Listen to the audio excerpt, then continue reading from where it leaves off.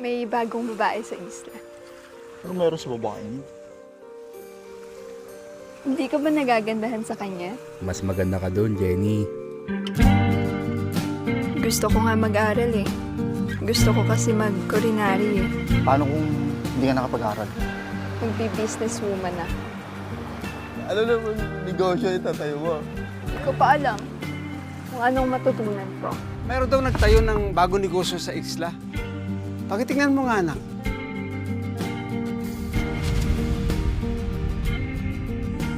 Ako nga pala si Jen. Papaturo sana ako ng bagong putahe.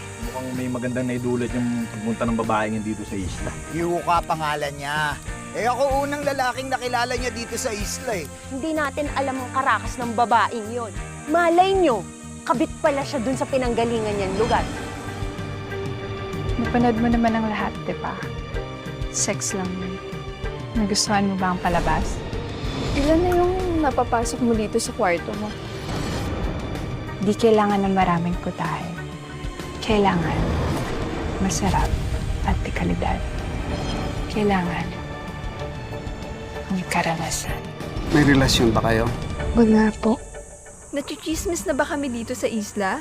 Ako na best friend mo lang ang naghihinala. Mas nakakasama mo pa kasi siya kaysa sa akin eh. Kaya minsan nakakatampo na. Baka naman pati ikaw naturuan na ng iba't ibang posisyon sa kama.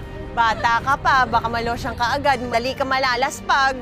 Tarantado yun ah. Sinaktan ka ba? Sabi mo, anong gagawin ko? Sabihin mo sa akin.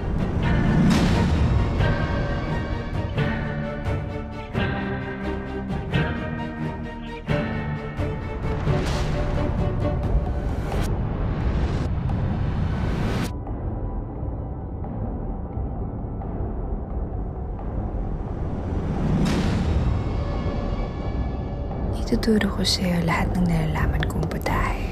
Pag-aralan mo sa tikim pa lang, alam mo na lutuin. Handa akong matutunan lahat.